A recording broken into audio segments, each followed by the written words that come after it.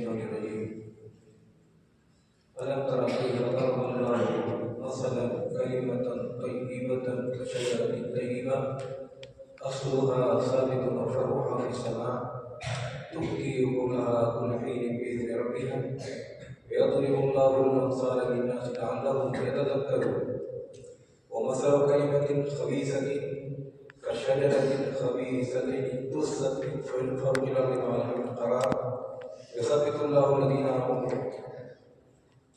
الله الذين آمنوا منكم في الحياة الدنيا وفي الآخرة ويذل الله الظالمين ويغفر الله من يشاء. حضرات، آج کا دن لوگوں کے اعتبار سے کسی کی فرض کا دن ہے اور کسی کی سقوط اور زوال کا دن ہے. اپنے حساب سے سب ہے، اپنے حساب سے لوگ سوچتے ہیں، کرتے ہیں. البتہ مالک الملک وحکم الحاکمین اللہ ہے، وہ خوب جانتا ہے کون کس کا مستحق ہے. بہرحال ہمارے سامنے جو صورتحال ہے اس صورتحال کو دیکھتے ہوئے آج یہ ہمیں غور کرنا ہے، جائزہ لینا ہے کہ مسلمانوں کے اسباب زوال کیا ہیں، کیوں ہماری حالت اس حد تک پہنچ گئی ہے کہ ہم زوال سے جوجھ رہے ہیں اور ذلت و رسوائی کا سامنا ہے. مسلمانوں کے عروج اور زوال کی کہانی ہمیں قرآن کریم اور سنت رسول سے مل سکتی ہے. دوسروں کے عروج و زوال کی کہانی اور ہے، دوسروں کے عروج و زوال کے اسباب اور ہیں اور مسلمانوں کے عروج و زوال کے اسباب اور ہیں. یکساں نہیں ہے. یہ بنیادی فرق ہے ہماری اور غیروں کے درمیان، اور یہ فرق اگر معلوم نہیں کیا جا رہا ہے اس لیے مسلمانوں کی بہت سی کوششیں مسلمانوں کے حق اپلفٹ کے لیے جو کی جاتی ہیں وہ بیکار کی جاتی ہے. ہمارا مسئلہ مادی نہیں ہے، ہمارا مسئلہ تو آخرت روحی ہے. ہمارے سامنے اصول ہیں، ضابطے ہیں، وہی غیبی ہے، مصادر دین ہے، بعض درست ہے، انجام دنیا میں، برزخ میں، آخرت میں، ہر جگہ ہے. تو جب یہ دیکھنا ہوگا کہ اسباب زوال کیا ہیں تو سارے مسائل کو دیکھنا ہوگا، اور ان سارے مسائل ہی کو دیکھنے کے بعد یہ فیصلہ کیا جا سکتا ہے کہ اسباب عروج کیا ہیں، اسباب زوال کیا ہیں. اقبال نے فرمایا تھا اپنی ملت پر قیاس قوم مغرب سے نہ کر، خاص تربیت میں قوم رسول ہاشمی. ان کی جمعیت کا ہے ان کو نسب کا انحصار، قوت مذہب سے مستحکم ہے جمعیت تیری. دامن بھی ہاتھ سے چھوٹا تو جمعیت کہاں، اور جمعیت ہوئی رخصت پھر ملت کہاں، تو ملت بھی کہاں.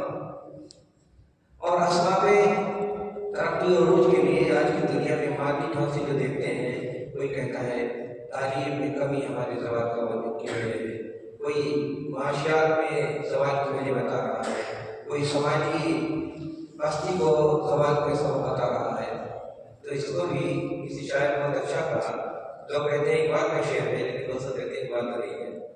اللہ سے کریں دور تو تعلیم ہے فتنہ، املاک بھی اولاد کی جاگیر بھی فتنہ، نام کے لیے اٹھے تو شمشیر بھی فتنہ، شمشیر کی کیا نعرے تکبیر بھی فتنہ. تو یہ لوگوں کے لیے اسباب عروج ہیں. اگر ہم اپنے اصول اور ضوابط سے اور تعلیمات دینی سے ہٹیں تو کوئی چیز کام آنے والی نہیں. سب سے پہلے جو میں نے آپ کے سامنے آیت پڑھی اس میں اللہ تعالیٰ نے بیان فرمایا دین کیا ہے. دین شجر سایہ دار ہے، مضبوط ہے، پاکیزہ ہے، اس کی جڑیں گہری ہیں، اس کے ثمرات بے شمار ہیں، اور یہ ہمیشہ قائم رہے گی. اور کفر کیا ہے؟ کفر ایسا درخت ہے جس کی جڑ نہیں، کبھی کام سے گر جائے. یہ مثال دی گئی. تو ہم جب وابستہ رہیں گے شجر طیبہ سے، کلمہ طیبہ سے، تو خلاصہ یہ ہے کہ یہ ہماری شباب، یہ ہمارے عروج اور یہ ہماری طاقت و توانائی کا سبب ہے. اور یہ سے ٹوٹ گئے تو جتنے افکار نظریات وہ دنیا کے کسی قسم کے لوگوں کے جو کرائم ہے منصوبے ہیں ساری چیزیں ایسی ہیں جیسے ان کو کوئی سبق نہیں، کب ٹوٹ جائے کب گر جائے۔ تو ہماری کہانی اور ہے، لوگوں کی کہانی اور ہے۔ اگر اور کیا جائے تو ہمارے اصول زبان اور عروج کے بنیادی اساسی 3 اسباب یا 3 اساس ہیں، اور انہی یہی 3 اساس چل گئے تو پھر زبان ہے۔ سب سے پہلی چیز الوہیت، اس کے بعد وحدت، اور اس کے بعد دعوت، یہی 3 اساس ہیں۔ دوسرے سارے اسباب بھی ہو سکتے ہیں عروج زبان کے، لیکن مسلمانوں کے عروج زبان کے اساسی اور اصولی اسباب یہ 3 ہیں: الوہیت، دعوت اور وحدت۔ سب سے پہلے دیکھتے ہیں وحدت توحید کی بات۔ سورہ نور میں اللہ نے بیان فرمایا وعد اللہ الذین آمنوا منکم وعملوا الصالحات لیستخلفنہم فی الارض کما استخلف الذین من قبلہم وليمكنن لهم دينهم الذي ارتضى لهم وليبدلنهم من بعد خوفهم امنا يعبدونني ولا يشركون بي شيئا ومن كفر بعد ذلك فاولئك هم الفاسقون واقيموا الصلاه واتوا الزكاه واتيعوا الرسول لعلكم ترحمون لا تحسبن الذين كفروا معجزين في الارض ومأواهم النار وبئس المصير۔ یہ 3 آیتیں ہیں سورہ نور کی۔ ان 3 آیتوں میں سب کچھ بتا دیا گیا، ساری دنیا کے مسائل سب کو اللہ تعالیٰ نے بتا دیے، آخرت کے مسائل بتا دیے، کفر کو بتا دیا گیا، اسلام کو بتا دیا گیا۔ تو تب سے دیکھیں کہ اللہ کا وعدہ مخاطب صحابہ مصر میں موجود تھے، اس کے بعد قیامت تک مسلمان مخاطب ہیں۔ اللہ نے کہا اے مسلمانوں تم سے وعدہ ہے اللہ کا۔ اللہ کا وعدہ کبھی نہ ہوتا ہے یا اللہ کا وعدہ کبھی ایسا ہو کہ پورا نہ ہو؟ تو اللہ کا وعدہ ہے مسلمانوں سے، اور لوگ الذین آمنوا منکم، جن کا اللہ پر پختہ ایمان ہے۔ ایمان کیا ہے؟ ایمان کے بارے میں آپ جانتے ہیں، ایمان اور اللہ کی الوہیت سارے دین کو محیط ہے۔ دنیا کے جتنے مسائل ہیں سب کی حیرت ہے ایمان کی، سب کا غلبہ ہے ایمان کی۔ ایمان ہی کے سائے میں ساری زندگی کی تشکیل ہو سکتی ہے۔ انسان کی زندگی کے نشانات، انسان کی زندگی کی سرگرمیاں، انسان کا ظاہر واقع، انسان کے قول و فعل، ساری چیزیں ایمان کے دائرے میں ہیں۔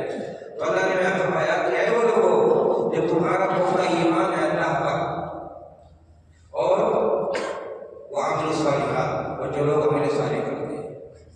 ایمان اور عمل صالح شرط ہے کہ اللہ تعالیٰ کا وعدہ پورا ہو۔ اللہ کا وعدہ کیا ہے؟ لیستخلفنہم فی الارض، آج جو لوگ ایمان اور عمل صالح کو پرکھتے ہیں، صحیح ڈھنگ سے اس کو اپنی زندگی میں نافذ کرتے ہیں، صحیح ایمان موجود ہے اور عمل صالح موجود ہے، تو ان کے لیے اللہ تعالیٰ کا وعدہ ہے کہ زمین میں اللہ تعالیٰ ان کو والی بنا دے گا، حکمراں بنا دے گا، خلافت عطا فرمائے گا۔ اور اس کی دلیل بھی آپ کوئی انوکھی بات نہیں ہے، اس سے پہلے بھی جن لوگوں نے اللہ سے وابستگی اختیار کی، ان کا دین ایمان سلامت رہا، صحیح ایمان کو اختیار کیا، اپنے صالح کو اختیار کیا، تو اللہ تعالیٰ نے ان کو حکمرانی دی، اللہ تعالیٰ نے ان کو زندگی کی خلافت عطا فرمائی۔ عقائد کی مثال بھی موجود ہے۔ یہ تو پہلی چیز ہوئی کہ اللہ کا وعدہ ہے ان لوگوں کے لیے جن کے پاس صحیح ایمان ہے اور جن کے پاس عمل صالح ہے کہ ان کو زمین کی خلافت ملے گی، زمین کی حکمرانی ملے گی۔ اس کے بعد اور کیا کہا؟ وَلَيُبَدِّلَنَّهُم مِّن بَعْدِ خَوْفِهِمْ أَمْنًا، امن چاہیے، خوف کا ماحول ہے۔ آج جیسے خوف کا ماحول ہے، اس وقت سارے ہندوستان میں مسلمانوں کے لیے خوف کا ماحول ہے۔ میڈیا ڈرا رہا ہے، جلوس ڈرا رہے ہیں، تقریریں ڈرا رہی ہیں، دھماکے ڈرا رہے ہیں، بیان ڈرا رہے ہیں، ہر طرف خوف ہی خوف کا مسئلہ ہے۔ آج بھی اگر ایمان ہو، عمل صالح ہو، تو یہ خوف عمل میں بدل سکتا ہے، پیس میں بدل سکتا ہے۔ بھئی اللہ کا وعدہ پہلا وعدہ یہ ہوگا اپنے اچھے بندوں کے لیے، صالح بندوں کے لیے، ایماندار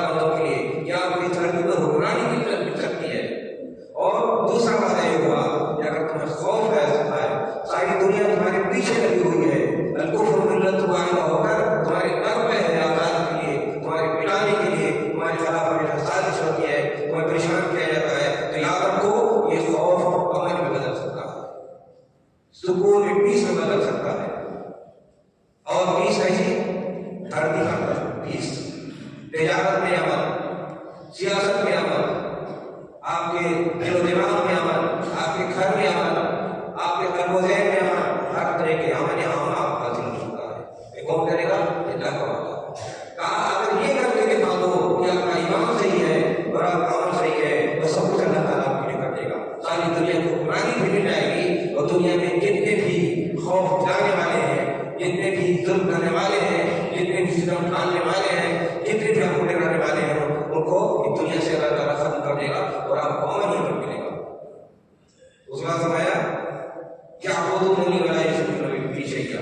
پھر کہا کہ اللہ تعالیٰ نے تاکید کی، شرط یہ ہے کہ صرف اللہ کی عبادت ہونا چاہیے. عبادت تشریح آپ کو کہتے ہیں کہ عبادت پوری زندگی کو محیط ہے. عبادت یہ زندگی کی ہر نشاط، سرگرمی اور سوچ اور فکر، قول، ارادہ، قائل، باتیں سب داخل ہے. اللہ تعالیٰ نے پھر تاکید کی، یاد رکھو یہ اللہ کا وعدہ پورا ہوتا رہے گا. اللہ تعالیٰ کا وعدہ کبھی ایسا نہیں ہوتا کہ پورا وعدہ پورا ہوتا رہتا ہے. پھر شرط دوسری بات کو اللہ تعالیٰ نے تاکید کی، یعبدوننی ولا یشرکون بی شیئا. جن کا ایمان صحیح ہے اور میرے سامنے موجود ہے، کیا کریں گے؟ استقرار رہے گا، برابر اللہ کی عبادت کرتے رہیں گے اور شرک سے دور رہیں گے. یہ نہیں ہے کہ ایک مرحلے میں آپ کا ایمان صحیح ہے اور آپ اپنے سواری کے حامل ہیں، اس کے بعد آرام سے سو جائیے پھر آپ کو گمراہی مل جائے گی. کہا ایمان ہمارے سارے ہے اور ساتھ ہی ساتھ استقرار ہے. کبھی ساتھ سے کٹتے نہیں، کبھی اختلاف سے دور نہ ہو اور کبھی ایمان ہمارے سارے کے بدلے میں کفر اور شرک کو نہ کیا کرے.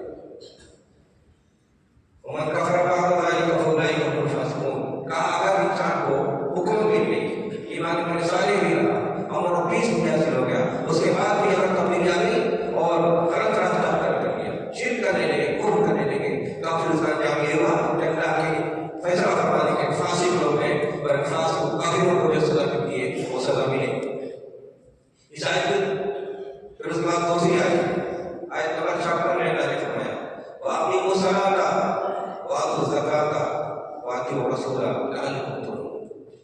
وعدے کا ذکر ہوا کہ اگر آپ کا سنت عمل صالح ہے تو دو چیزیں ملیں گی، حکمرانی ملے گی اور امن و سکون و پیش ملے گا.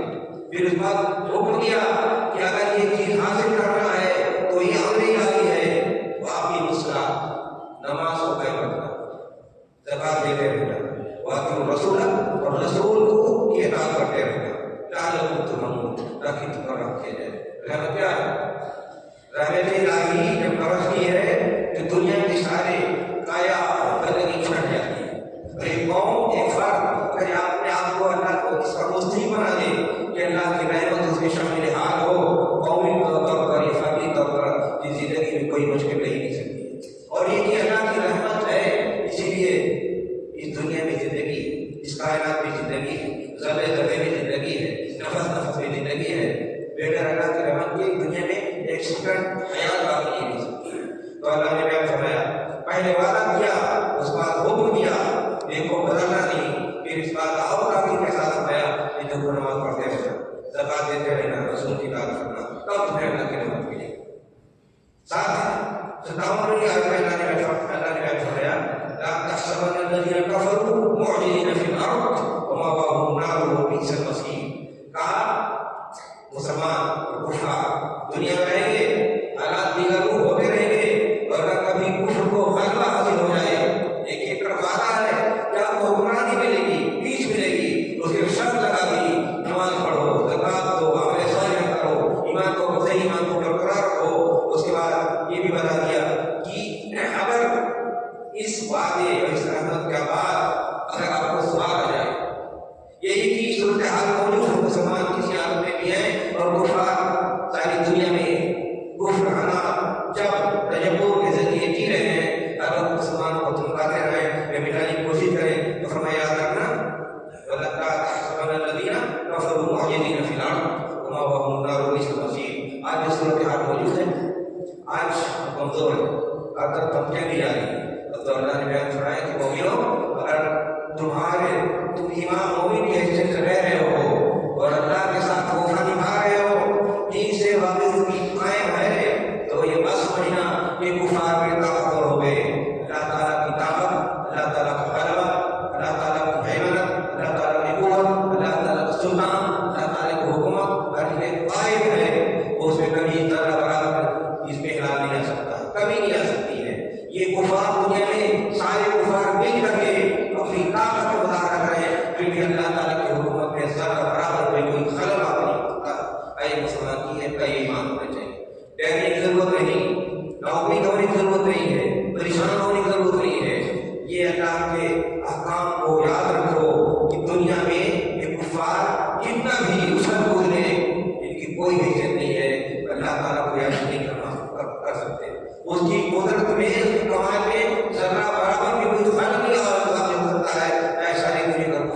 اکٹھا ہو جائے، یہ ایمان ہونے چاہیے۔ تو ان آیتوں میں اللہ تعالیٰ نے بیان فرمایا پہلی شرط عروج کی کہ آپ کا ایمان عمل صالح ہونا چاہیے، اور سوال کی ایک کام نہیں ہے، اگر ایمان نہیں ہے، عمل نہیں ہے، شرک ہے، کفر ہے، تو یہ سوال کی کہانی۔ تو عروج کے پہلی شرط، پہلی احساس مسلمانوں کے عروج کی، ترقی کی، حکمرانی کی، عمل کی، پائیداری کی، استقامت کی کیا ہے؟ ایمان و عمل صالح، نماز، زکات، اطاعت۔ اور یہی شرط اگر ٹوٹ جائے، شرک آ جائے، کفر آ جائے، تو یہ زوال کی کہانی ہے۔ اس پہلی اساس کو مسلمانوں کو عروج اور اساس کو ٹوٹنے کے بعد زوال کی کہانی ہم آپ دیکھیں۔ آج جس طرح زوال ہمارے اندر موجود ہے، یہ زوال کی کہانی کیوں ہے؟ اکثریت شرک مبتلا ہے، اکثریت کا ایمان صحیح نہیں ہے، اکثریت نماز نہیں پڑھ رہی ہے، اکثریت زکات نہیں دے رہی ہے، اکثریت رسول پاک کی اطاعت نہیں کر رہی ہے، اکثریت شرک اور کفر اور بہت سے لوگ کفر مبتلا ہیں۔ حتیٰ کہ آپ دیکھیں آج کے دن کتنے مسلمان وہ جشن منا رہے ہیں۔ ابھی میڈیا میں دیکھا کہ کتنے مسلمانوں نے اعلان کیا ہے، خواتین نے، مسلمانوں نے، دائروں نے، لوگوں نے کہ اپنے ایریے میں ہم لوگ جشن منائیں گے، خوشی منائیں گے۔ آج خوشی کا دن ہے، نیشنل یونٹی کا دن ہے۔ یہ صورتحال آپ بتائیے اس کیا کریں گے؟ یہ ابتدا نہیں، یہ صرف تصاد دینا نہیں ہے، یہاں تو یہ ماتم کی دن ہے، غم کا دن ہے کہ دنیا میں جو سب سے بڑا جنگ ہوتا ہے وہ یہ کہ انسان عبادت گاہ کو اٹھا دے۔ سب سے بڑا ظلم یہ ہوتا ہے، اللہ تعالیٰ ظلم یہ قرار دیا ہے کہ انسان سرکش لوگ، سرکش قومیں، سرکش حکمران عبادت گاہ کو اٹھانا شروع کر دیں، تو سمجھیے وہ سب انسانیت بالکل ختم ہو جاتی ہے۔ آپ دیکھ رہے ہیں ہر جگہ جتنے ظالم ہیں اس وقت مسلمانوں کو مسجدوں کو نشانہ بناتے ہیں۔ ابھی آپ نے دیکھا ہوگا فلسطین میں جتنی مسجدیں 70-80 سے زیادہ مسجدیں 300 مسجدیں تھیں، یا جتنی مسجدیں ڈھک سکتے اٹھا لیا، سب سے زیادہ حملہ انہیں کا ہوتا ہے۔ ہندوستان میں ہم نے حتیٰ کہ مسلمانوں میں بھی جو آخری درجے کے ساتھ اختیار کرتے ہیں وہی مسجدیں اٹھاتے ہیں۔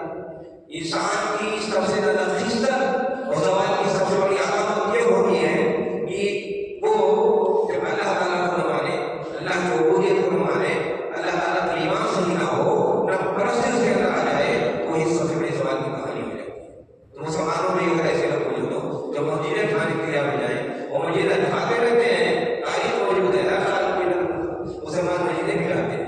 یہ تو کفار نے کھایا، اس کے لیے ہم رو رہے ہیں۔ مسلمانوں بھی ایسے گروہ موجود ہوتے ہیں جو ہر سال کچھ نہ کچھ مسجدیں کھا دیتے ہیں، تو چار پورے بڑے زمین میں۔ تو یہ ذلت کی سب سے بڑی نشانی یہ ہوتی ہے۔ اس کے بعد یہ تو ایمان ہونے سالے اب اس سے اندازہ لگائیں ہم کہاں کھڑے ہیں، ہماری حالت کیا ہے۔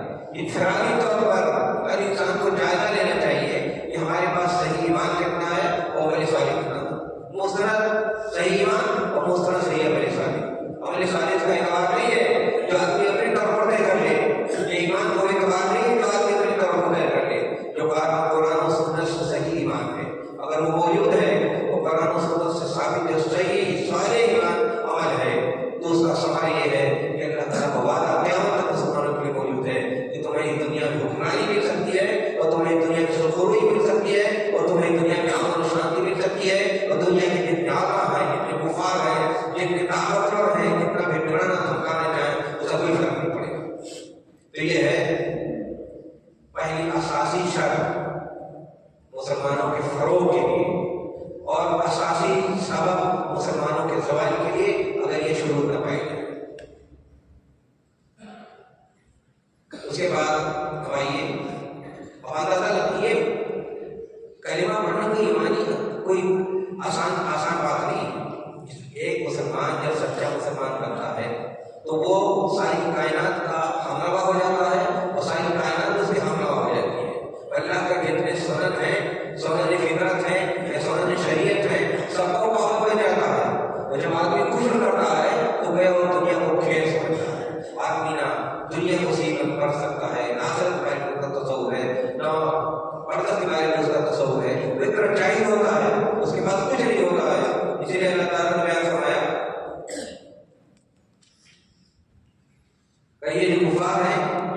يدخل الذين آمنوا وعملوا الصالحات جنات تجري من تحتها الأنهار والذين كفروا يتمتعون ويأكلون كما تأكل الأنعام والنار مثوى لهم. ہمارے ان کے درمیان فرق یہی ہے کہ ان کے عروج و زوال کی کہانی اور ہے. اللہ نے بیان فرمایا سب جانور ہیں، کھائیں پیئیں اور اپنا مستی کریں، ان کا ٹھکانہ جہنم ہے. تو یہ ایمان و کفر سب سے بڑی لڑائی ہمیشہ تقوی درمیانی اسی کی رہی ہے کہ اللہ کی عبادت ہونی چاہیے.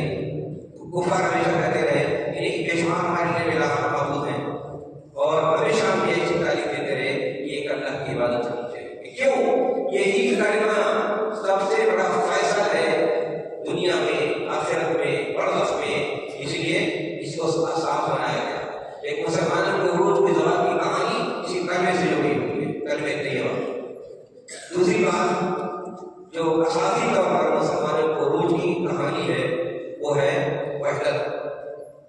اللہ نے بیان فرمایا وَاعْتَصِمُوا بِحَبْلِ اللَّهِ جَمِيعًا وَلَا تَفَرَّقُوا وَاذْكُرُوا نِعْمَةَ اللَّهِ إِذْ كُنتُمْ أَعْدَاءً فَأَلَّفَ بَيْنَ قُلُوبِكُمْ فَأَصْبَحْتُمْ بِنِعْمَتِهِ إِخْوَانًا وَكُنتُمْ عَلَى شَفَا حُفْرَةٍ مِنَ النَّارِ فَأَنقَذَكُم مِّنْهَا كَذَلِكَ يُبَيِّنُ اللَّهُ لَكُمْ آيَاتِهِ لَعَلَّكُمْ تَهْتَدُونَ. وحدت کا مطلب کیا ہے؟ اللہ کی وحدانیت اساس اول اور مسلمانوں کی وحدت اساس ثانی. مسلمانوں کی وحدت اور اتحاد تمام مسلمانوں کے اوپر لاگو ہے قیامت تک کے لیے. اللہ نے بیان فرمایا کہ اگر وحدت موجود ہے سرخرو رہو گے، کامیاب رہو گے.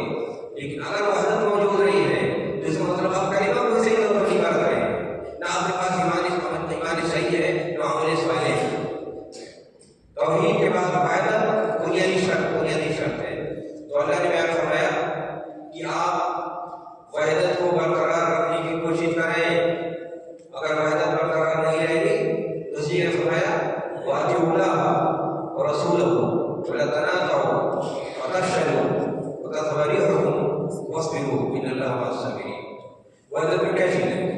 وحدت میں سب سے پہلے یہ کہ آپ کی وحدت کس پر حاصل ہوگی، کس پر قائم ہوگی. وَاعْتَصِمُوا بِحَبْلِ اللَّهِ جَمِيعًا. اللہ نے فرمایا اللہ کی رسی کو مضبوطی سے تھام لو، مل کے. اللہ کی رسی کیا؟ آسمان سے بھائی رسی لٹک رہی ہے، شریعت ہے، دین ہے، کتاب و سنت ہے. وحدت اسی وقت معتبر ہے، اسی وقت انٹیکٹ ہے، اسی وقت توانائی ہے، اسی وقت قوت ہے، اسی وقت دل جڑ سکتے ہیں، اسی طرح مسائل حل ہو سکتے ہیں، اور اسی وقت لوگ کے ذرات، جذبات، سماج معاشرہ درست ہو سکتا ہے جب کتاب و سنت پر وحدت ہو. وحدت کو جاننا بہت ضروری ہے. اتنا اہم مسئلہ وحدت کا کہ توحید کے بعد توحید میں اللہ کا حق ادا ہوتا ہے اور وحدت میں انسانوں کا حق ادا ہوتا ہے. اور اس حق ادا کرنے میں مسلمان اولی طرف آتے ہیں، پھر دوسرے بشر، دوسرے اللہ کی مخلوقات بھی اس کے سائے میں پڑھ سکتی ہے اور مستفید ہو سکتی ہے. تو وحدت کی اہمیت کو جاننا ضروری ہے. سب سے پہلے وحدت میں ہے کہ اخوت. اللہ نے بیان فرمایا کہ آپس میں بھائی ہو گئے. اللہ تعالیٰ نے کرم فرمایا فَأَصْبَحْتُمْ بِنِعْمَتِهِ إِخْوَانًا. وحدت میں سب سے پہلے تو تصور ہوتا ہے دین کا کہ دین کی بنیاد پر ہم اکٹھا ہوں، سچائی کی بنیاد پر اکٹھا ہوں، اللہ تعالیٰ کی الوہیت ربوبیت کی بنیاد پر اکٹھا ہوں، اور ہم دین کو قائم کرنے کے لیے اکٹھا ہوں. اور دین کو قائم کرنے کے اس میں جہاد بھی آ سکتا ہے، اس میں مختلف قسم کی جو محنت ہو سکتی سب آ سکتا ہے. تو وحدت قائم کرنے کے سب سے پہلے دین کو جانے یا اسلوب پر وحدت قائم ہو سکتی ہے. اور دوسرے وحدت میں جو چیز داخل ہے وہ بھائی چارہ کلمہ کہنے والے جتنے لوگ ہیں ان کے اندر یہ احساس پیدا ہو کہ ہمارا عمل بھی ہے، ہمارا قبلہ بھی ہے، ہمارے دین بھی ہے، ہماری شریعت بھی ہے، ہمارا انجام بھی ہے، اور ساری چیزوں میں انسانیت ہے. ہم ایک دوسرے سے بنے ہوئے ہیں، ترقی میں بھی عروج میں بھی. ایک انسان ایک مسلمان بھی اللہ تعالیٰ کا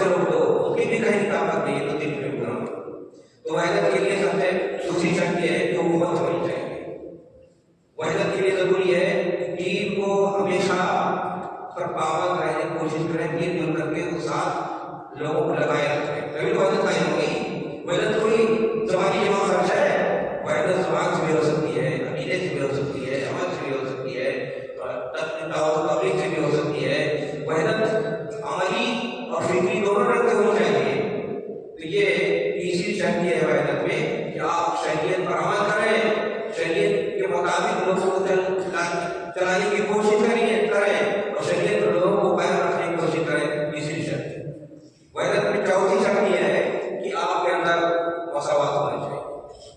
مسلمان کی حیثیت سے یہاں ذات برادری نہیں ہے، یہاں قومیت بنیاد پر وحدت نہیں کام ہوگی، یہاں علاقائی بنیاد پر وحدت نہیں قائم ہوگی، یہاں رنگ و نسل کی بنیاد پر وحدت نہیں قائم ہوگی، یہاں مساوات ہو گیا رب یا یہ کہ میل و فیمیل کے لیے اختلاف بنیاد پر جو مسائل ہوتے ہیں اس کو قائم نہیں ہو سکتی وحدت۔ وحدت قائم ہونے کے لیے ضروری یہ ہے کہ آپ کے اندر مساوات ہونے چاہیے۔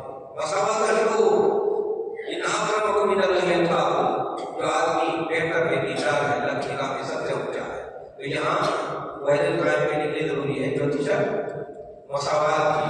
پانچویں شرط یہ ہونا چاہیے کہ ہم ایک دوسرے کے لیے ہمدرد بنائیں۔ ہمدردی کا جذبہ ہمارے اندر ہونا چاہیے، ہمدردی ہو، اعتماد قائم ہو، اعتماد کر سکیں، تو یہ پانچویں شرط ہے۔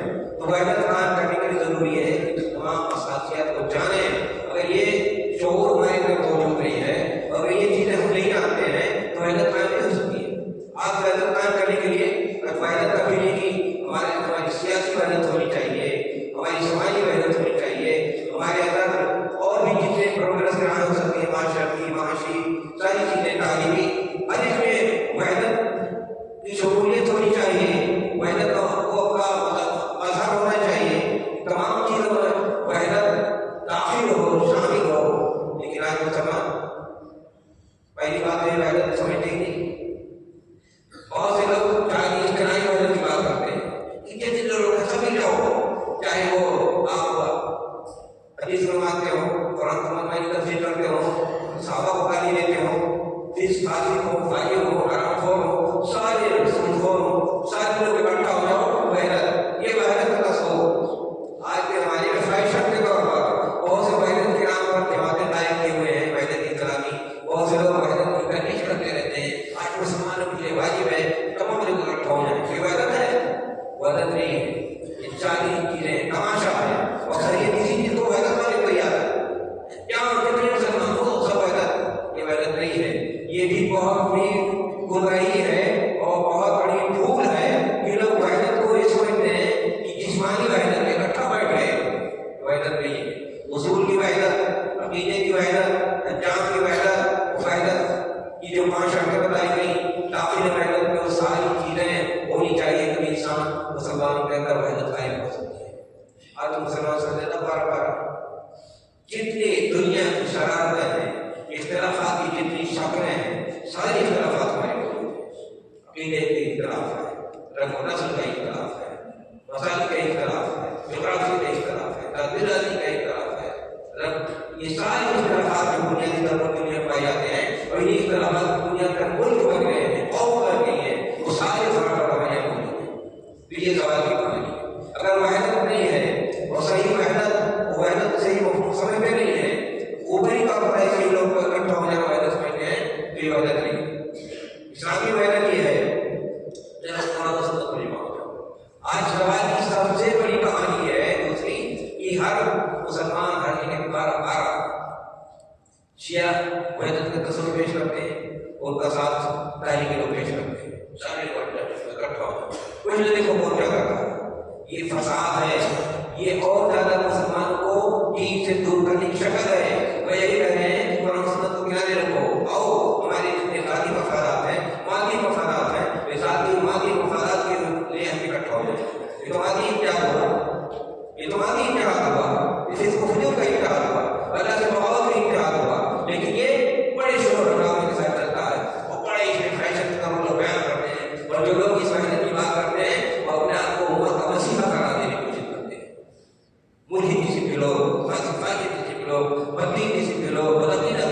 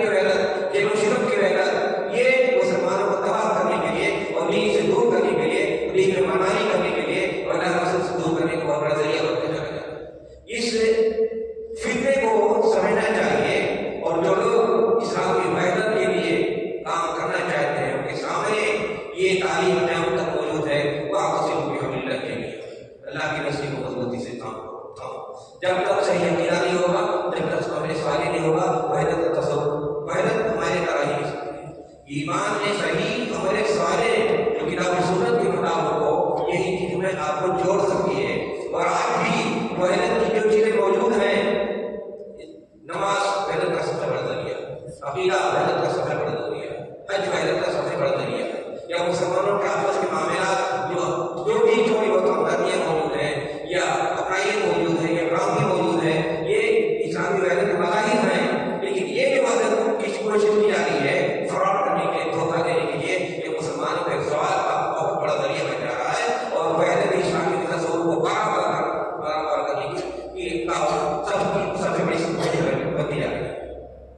تو یاد رکھو، وحدت لازمی ہے، وحدت فرض ہے، وحدت نہیں رہے گی تو مسلمانوں کے اندر طاقت نہیں رہے گی، توانائی نہیں رہے گی۔ لیکن وحدت کوئی زمانی جماعت کا نام نہیں ہے، وحدت لیکچر دینے کا نام نہیں ہے، وحدت فرض کا نام نہیں ہے، وحدت عقیدہ ہے، وحدت عمل ہے، وحدت شریعت ہے، وحدت دین ہے، وحدت نماز ہے، وحدت روزہ ہے، وحدت حج ہے۔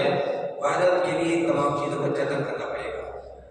اگر فیس و فجور موجود ہے، اگر ماہیت موجود ہے، اگر ہمارے پاس ناشکری موجود ہے، اگر بغاوت موجود ہے، اگر سہولیت موجود ہے، اگر طغیان موجود ہے، اگر ابتدائی کنارے موجود ہیں، یہ سب اسلامی وحدت کو بار بار کرنے کے لیے ساری سازشیں ہوتی ہیں اور کفار کے راستے پر چلنے کی کوشش ہوتی ہے۔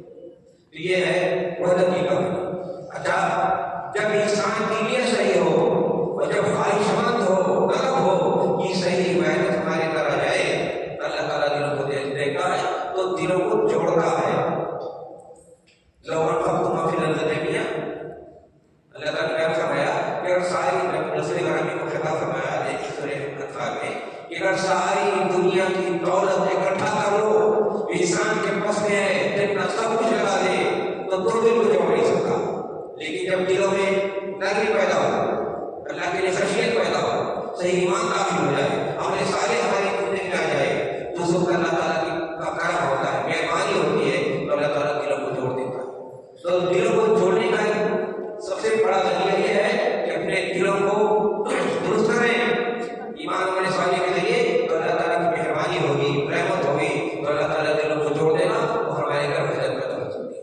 وحدت کے لیے ضروری ہے یہ۔ اس نقطے پر میں اتنا زور اس لیے دے رہا ہوں کہ وحدت کو تماشا بنا رکھا ہے لوگوں نے، اور جو صحیح کتاب و سنت کی تعلیم ہے اس کی روشنی میں اپنے اختلافات کو، لڑائیوں کو، جھگڑوں کو حل کرنے کے بجائے لوگ اپنی اپنی کہانیاں سنا رہے ہیں۔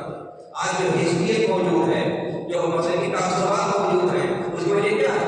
اس کی وجہ یہی ہے، سب سے بڑی مصیبت جو وحدت کو توڑنے والی ہے، شروع سے جو چلی آ رہی ہے، جو عقیدے میں اختلافات ہوئے، پھر جو عمل کی اختلافات ہوئے، عقیدے میں اختلاف کرنا۔ آدمی جب عقیدے میں اختلاف کرتا ہے تو پہلی احساس جو ایمان ہے اس کو بات کر دیتا ہے، اور عمل میں اختلاف کرتا ہے تو دوسری احساس وحدت کو توڑتا ہے، وحدت کو ختم کر دیتا ہے۔ تو یہ اور یہ سب آپس میں ملے جلے ہیں، تینوں جو احساس ہے جس میں مسلمانوں کو ان کے آپس میں ملے جلے ہیں، وہ ایک دوسرے سے کرنا نہیں ہے، اور اسی میں تینوں احساس ٹوٹتی ہیں تو پھر سوال کے سارے احساس اکٹھا بھی ہو جاتے ہیں۔ وحدت ضروری ہے، شرط ہے مسلمانوں کے قوت کے لیے، گوارائی کے لیے۔ وہ آپ نے دیکھا کہ مسلمانوں کے اندر وحدت قائم تھی، سب سے پہلے وحدت میں سیاسی وحدت ہوتی ہے۔ سیاسی وحدت کیا؟ تمام دنیا کے مسلمانوں کا ایک ملک، تمام دنیا کے مسلمانوں کا ایک امیر، ایک خلیفہ، تمام دنیا کے مسلمانوں کا ایک سارے مسائل وہاں سے حل ہوتے ہیں۔ سب سے پہلے سیاسی وحدت ہے۔ آج سیاسی وحدت کہاں ہے؟ سیاسی وحدت نہیں ہے سب سے بڑی۔ اچھا، یہ سیاسی وحدت کیسے ہے؟ بہت سے لوگ پہلے کوشش کرتے ہیں کہ مسلمانوں کے اندر وحدت آئے یا مسلمانوں کو عروج حاصل ہو تو لگام موٹا لگاتے ہیں، خود کر لگاتے ہیں، کہتے ہیں اسلامی حکومت قائم کر لو تو سب کچھ آئے گا۔ اور اللہ نے کہا نہیں، ایمان ہونا چاہیے، اپنے ساتھ ہونا چاہیے، ہم خود ہو آپ کو انعام کی طرف حکمرانی دیں گے۔ تو یہ مصیبت ہے آج کے زمانے میں۔ بہت بڑے فتنوں میں سے بڑا فتنہ یہ ہے حکم کرائیہ کا۔ حکم کرائیہ نے 70-80 سال میں مسلمانوں کو اتنا توڑا، اتنا برباد کر دیا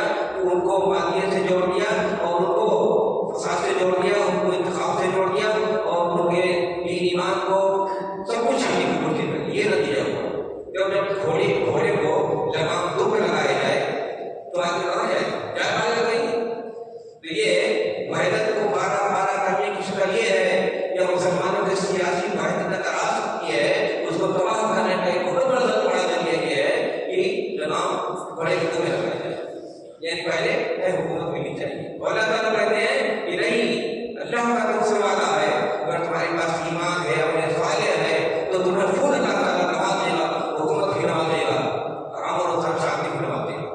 یہ ہے لیکن یہ جو نئے نئے قانون نظریات آئے ہیں، مسلمان جو جوجھ رہے تھے پہلے فتنوں میں، کیا بات ہو رہی تھی کہ بھی اس وقت جو سب سے بڑا فتنہ خارجیت کا، عصرانیت کے نام پر یا تفریقیت کے نام پر آئی ہے، سب سے بڑا فتنہ، اتنا بڑا فتنہ اتنے بڑے پیمانے پر میڈیا کے دور میں وہ اتنے زیادہ متاثر کہ مسلمانوں کی سیاسی اتحاد جو ہو سکتا تھا اس کی امکانات کو ختم کر دیا، مسلمانوں کے اندر جو خیر ہو سکتا تھا اس کی امکانات کو ختم کر دیا، مسلمانوں کے صحیح عقیدے پر حجت پڑی، مسلمانوں کے مسائل کی بدل پڑی، مسلمانوں کے اپنے حقوق کے تصور بدل پڑی، مسلمانوں کو ایک احتجاجی مخلوق بنا دیا گیا۔ تو یہ ساری چیزیں سمجھنا اور جاننا ضروری ہے، وہ افراد کو سب سے زیادہ جاننے اور سمجھنے کی ضرورت ہے، اس لیے کہ یہاں سے اتحاد کی بات ہوتی ہے تو مسلکی اتحاد کی بات ہو جاتی ہے، اور اتحاد تو اسلامی اتحاد ہوا، لیکن آج جو بات ہوتی جاتی ہے وہ اسلامی اتحاد کی بجائے مادی اتحاد کی بات کی جاتی ہے، الہادی اتحاد کی بات کی جاتی ہے۔ اسی لیے ایکچولی کہا ہے کہ موجودہ یہ اتحاد کی بات کی جاتی ہے، کتاب و سنت کو نظر انداز کر دو، یہ مسلمانوں کی بھیڑ ہے، جیسے بھی اکٹھا ہو جائے وہی اتحاد ہے، یہ کیا ہے، فراڈ کا اتحاد ہے، بیوقوفی کا اتحاد ہے، یہ اس کو اتحاد ہے، یہ اتحاد کرے، اتحاد کو جاننا ضروری ہے، اس طرح سینسیٹیو مسئلہ ہے مسلمانوں کے لیے، اور دوسری اثرات ہے مسلمانوں کے طاقت کمانے کے لیے اور عروج کے لیے، وہی اس مسئلے کی حساسیت کو سمجھنا اور جاننا ضروری ہے اور اس کو سمجھنا ضروری ہے۔ یہ اتحاد اب سوال یہ ہے کہ اگر اتحاد نہیں ہو سکتا ہے اور لوگ اپنے اپنے طریقوں کو نہیں چھوڑ سکتے ہیں، اپنے اپنے امراض کے لیے چپٹے ہوئے ہیں، تو آپ کیا کیا جائے؟ کیا مسلمانوں کو خیر مخلوق کر چھوڑ دیا جائے؟ تو نہیں، اس کے لیے بھی احتیاطی اتحاد ہو سکتا ہے، اجتماعی اتحاد ہو سکتا ہے، یعنی مسلمان کے جتنے مشترکہ مسائل ہیں ان کے حل کے لیے بھائی اکٹھا ہو جاؤ اپنے گھر پر، اب یہ جب نہیں درست ہو رہے ہو تو تم اپنا اللہ کو جواب دینا۔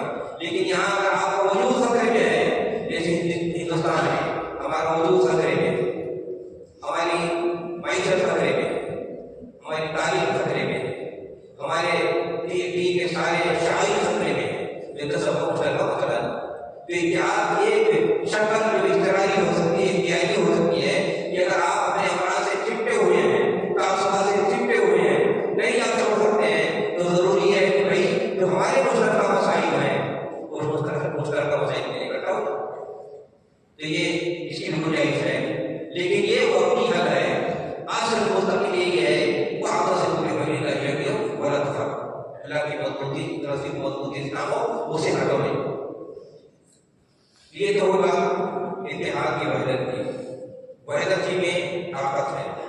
نبی اکرم صلی اللہ علیہ وسلم نے بیان فرمایا کہ آخری دوسری قوم ہے یہود 71 فرقوں میں بٹ گئے، نصارہ 72 فرقوں میں بٹ جائیں گے، فرمایا ہماری امت 73 فرقوں میں بٹ جائے گی۔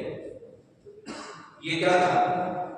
یہ مسلمانوں کو اللہ تعالیٰ کے رسول نے بتایا یہ کوئی خطرات ہیں، یہ خطرات رہیں گے اور یہ فرقوں بٹوں کے تباہی آئے گی اور 72 کا انجام نہ ہوگا، ایک ہی فرقہ ہوگا صحیح، جنتی ہوگا، جنت میں جائے گا۔ اس حدیث کا مطلب کیا ہوگا؟ اس حدیث کا مطلب یہ ہے کہ پوری امت کی جو عمر ہے آپ کے زمانے سے لے کر قیامت تک، اس میں جتنے عروج سوال آئیں گے اس کی کہانی بیان کر دی ہے رسول اکرم صلی اللہ علیہ وسلم نے، اور یہ تبلیغ کر دی ہے، راستہ بھی بتا دیا ہے کہ اگر چاہتے ہو تو اپنی راستہ کھلا ہوگا، اگر سوال کرانا چاہو گے تو 72 فرقوں میں بٹ جاؤ گے۔ تو 72 فرقوں میں بٹ جاؤ مطلب یہ نہیں ہے کہ ہم کچھ ہو جائیں بٹ جائیں، چلو 72 فرقوں میں ہو گئے جب ہمارے یہاں کاٹے جائیں۔ رسول اکرم صلی اللہ علیہ وسلم کے لیے تبلیغ کی 72 فرقوں میں بٹنا نہیں، اسباب و سوال کے جتنے ہیں ان کو جتنا آپ کے پاس میں ہے وہ ختم کرنے کی کوشش کرنا، وہ ہمارے وساوی کا طریقہ ہے اس کو اپنانے کی کوشش کرنا۔ تفرق جب انسان کے اندر پیدا ہوتا ہے، اختلافات پیدا ہوتے ہیں، اختلافات بے شمار شکلیں ہو سکتی ہیں، آدمی کی سرکشی بھی ہو سکتی ہے، آدمی کی عقلیت پرستی ہو سکتی ہے، آدمی کا اتحاد ہو سکتا ہے، آدمی کو مفاد ہو سکتا ہے، آدمی کو خطریں ہو سکتی ہیں، رسم و رواج ہو سکتے ہیں، دباؤ ہو سکتا ہے، مجبوریاں ہو سکتی ہیں، اس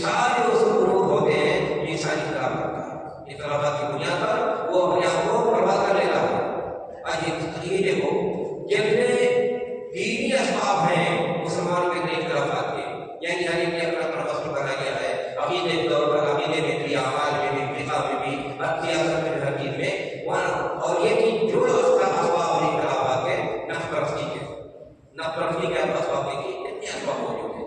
ابھی دیکھیے زمانے میں مطالعہ، یعنی ہم چلا جائے پھر بھی بات کی تعریف کرتے ہو. آج اسی زمانے میں کتنے ایسے موجود ہیں، حتیٰ کہ علماء سے لے کر کے جہلا تک، سیاست باز تک، سب نے اس موقع پر جو رویہ اختیار کیا ہے وہ اختلافات جو اصل مسئلہ بھی تھا، جو اصل مسئلہ مسجد تھا، اس کو چھوڑ کر کے کوئی گھر پیش کر رہا تھا کہ بابری مسجد کو دے دینا چاہیے، لڑنا نہیں چاہیے، کوئی مسجد زمین دے دینی چاہیے، کوئی صلح کرنی چاہیے، کوئی اس کے بدلے میں پیسہ لے لو، دوسرے جگہ مسجد بنا لو. کسی کا یہ کہنا کہ بھائی یہ تو قومی اتحاد کا مسئلہ ہے، یہ نیشنل یعنی انڈین نیشنل یونٹی کا مسئلہ ہے، وہ کہتے ہیں چرچ بنانا شروع کر دیے.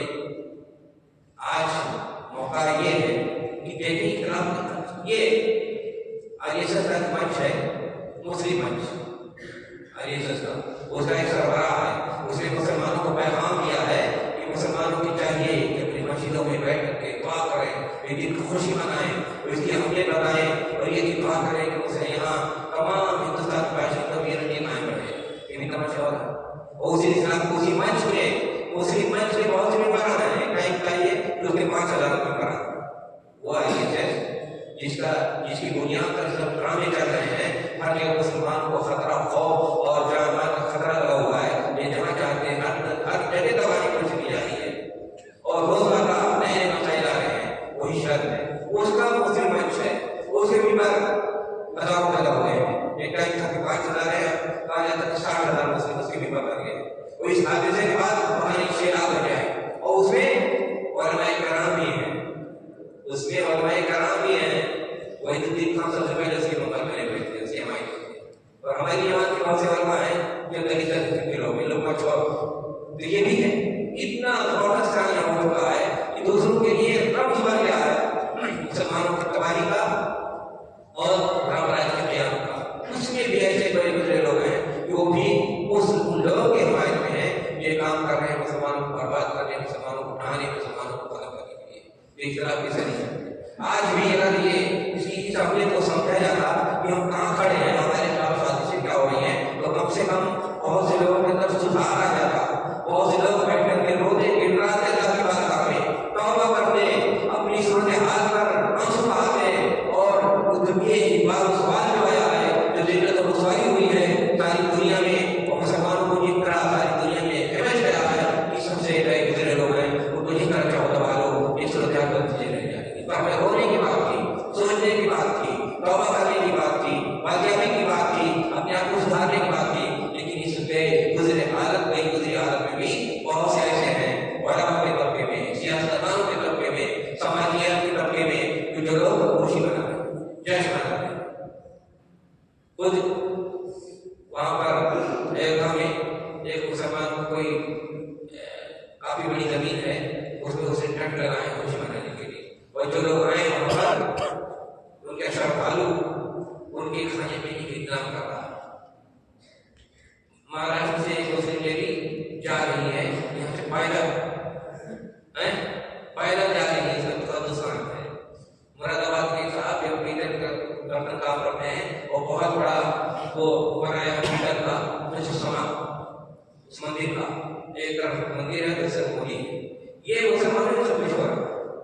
افسوس کی بات، اس حالات کا تجزیہ کریں، اس انتشار و خدشات نے ہمیں کہاں پہنچایا ہے، اور ہماری سوچ پر، ہماری فکر پر، ہماری نفسیات پر، ہمارے احساسات پر، ہمارے جذبات پر، ہمارے رویوں پر کتنا برا اثر ڈالا ہے. ان اثرات کو ظاہر کرنے کی ضرورت ہے. آج ہم لوگ اتنا اکٹھا بیٹھے ہوئے ہیں، ہمیں سوچنا چاہیے کہ یہ حادثہ ہوا ہے، یہ سانحہ ہوا ہے، اس کے منفی اثرات کیا ہو سکتے ہیں، اور مثبت اثرات کا نکالنے کے لیے یہ سوچنا غور کرنے کی بات ہے. اور اس موقع پر یہ بھی غور کرنے کی بات ہے کہ آخر ہم نے کہاں چھوڑا ہے. اس کا نتیجہ یہ ہے کہ آج ہمیں بھگتنا پڑ رہا ہے، اور ہم اندر سے گر گئے، ہمیں ہماری جڑوں کو ہلا دیا گیا ہے.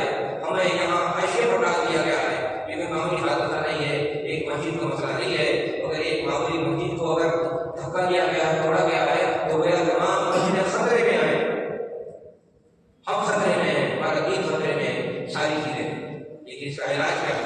اس کا علاج چیخنا چلانا چور بچانا بغاوت کرنا لڑنا جھگڑنا ہنگامہ نہ یہ اس کا علاج نہیں ہے. اس کا علاج یہ ہے کہ ہم جائزہ لیں یا پھر ہم نے اپنی جو اصل چیز تھی جس کی بنیاد پر ہم موثر تھے ہم سے دعوت دین کا کہاں چھوٹا ہے پھول چھوٹا ہے اتحاد ہم نے کیسے برابر کر دیا ہے اور پھر کیسے ہمارے اندر یونٹی آ سکتی ہے ہم کیسے اب دوبارہ وابستہ ہو سکتے ہیں دین سے سچائیوں سے اچھائیوں سے یہ سوچنے کی ضرورت ہے یہ کرنے کی.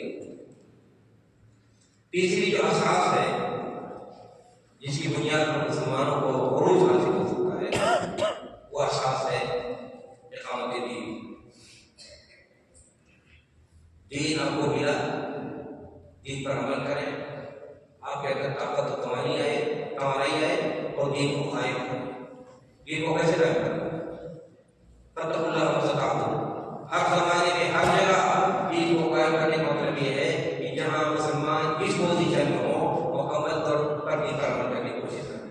جزئی نہیں مکمل طور پر یہاں موجود ہیں ہم کتنا دین پر عمل کر سکتے ہیں ہمارے لیے کتنی گنجائش ہے کہ پہلے اسی پر عمل کرنے کے لیے اتنا پوری طور پر عمل کرنے کی کوشش دوسروں کو کہیں نہیں ہونی چاہیے. اور دین کو اقامت دین کا مطلب کیا ہوا؟ شریعت کا لحاظ دین کی دعوت دین ضروری ہے. دعوت دین دنیا کا سب سے بہترین عمل ہے.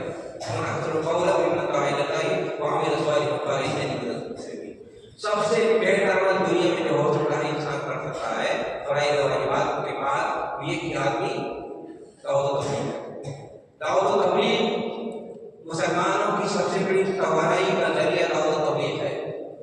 دعوت و تبلیغ میں جتنے لوگ ساتھی بنتے چلے جاتے ہیں اگر آپ کے پاس طاقت ہے قوت ہے ساری دنیا کو مسلمان فکری قدم ہو جائے تو دعوت و تبلیغ کے ذریعے جتنا آپ حاصل کر سکتے ہیں. دعوت و تبلیغ روز کا کام ہے. ساری دنیا میں 24 گھنٹہ دعوت و تبلیغ کا کام ہونا چاہیے. اگر دعوت و تبلیغ کا کام کو صحیح ڈھنگ سے اچھے ڈھنگ سے جو رسول کریم صلی اللہ علیہ وسلم نے بتایا ہے اس کے مطابق ہو امکانات ہے کہ ہم بہت آگے بڑھ سکتے ہیں. یہ فتنے یہ دعوت ہے بے مشکلات پریشانیاں اللہ تعالیٰ سب کرتے ہیں. آخر بہت سے ممالک کیسے مسلمان ہوتے ہیں دعوت و تبلیغ مثال دیا جاتا ہے اس سلسلے میں انڈونیشیا ملیشیا وہاں کوئی فائدہ نہیں ملتی دعوت و تبلیغ دنیا کے مسلمان ہوتے ہیں. لیکن یورپ میں سب کوئی 60 ملین مسلمان ہے 6 کروڑ مسلمان ہیں وہاں کوئی لڑنے گئے تھے دعوت و تبلیغ کے مسلمان ہوئے. یا امریکہ میں کوئی 1 کروڑ سے زیادہ مسلمان ہوں گے کیا وہاں کوئی لڑنے گیا تھا دعوت و تبلیغ دنیا کا کوئی بڑا ایسا نہیں ہے 2-4 لوگوں کو چھوڑ کر یہاں دعوت و تبلیغ پر پابندی ہے مسلمان دعوت و تبلیغ نہیں کر سکتے. باقی آپ دنیا کے ہر کونے میں دعوت و تبلیغ ہو رہی ہے لوگ اسلام قبول کرتے ہیں لیکن وہ دعوت و تبلیغ کیسے ہونی چاہیے؟ حلوہ کھانے والی دعوت و تبلیغ نہیں جیسا بنانے کی دعوت و تبلیغ نہیں کتاب و سنت کی دعوت و تبلیغ جو انسان کی تعمیر نہ ہو. انسان جب کلمہ پڑھتا ہے تو اس کی نئی وجود نئی شخصیت ہوتی ہے. وہ نئی وجود نئی شخصیت کیسے ہوتی ہے؟ اس کے اندر ایمان کی قوت ہوتی ہے اور اسلام کی خوبصورتی ہوتی ہے. اس کے اخلاق اچھے ہوتے ہیں اس کے مضبوط انسان بنتا ہے وہ دوسروں کو خیرخواہ بن جاتا ہے اللہ کے کلمہ کو بلند کرتا ہے آپ کے لیے قائم رہتا ہے آپ کو عروج دینے کے لیے اپنے فروغ کے لیے جگہ رہتا ہے اپنا پیسہ بھی خرچ کرتا ہے اپنا مال بھی اپنا وقت بھی لگاتا ہے وہ ہی زندگی فراور بھی ہوتی ہے. تو آپ کے لیے فراور ہونا ضروری ہوتا ہے. اور یہ دعوت تبلیغ صرف رواجی نہیں ہے تقریر ہے. آج تو تقریریں ہوتی ہیں کیا تقریریں ایک تماشا ہے پلاننگ سے باہر عمل سے باہر صرف نفاذیاں پیٹ پالنا سے کچھ نہیں ہے. تقریر جی کو رسم و رواج بنائی ہو تو دعوت تبلیغ سمجھ لیا گیا. حتیٰ کی تقریر کر کے کوئی اٹھا اور اس کے سامنے منہ کر ہو سکتا ہے تو سمجھتا ہے میرے فرائض واجبات نہیں ہے بس یہی تقریر ہی کرنا میرے فرائض واجبات ہے. یہی ہر جگہ مسلمانوں کا مسئلہ چل رہا ہے. کوئی بھی ذمہ داری ہو یہ بس بچے لگے ہیں پڑھا رہے ہیں 10 سال میں گئے بس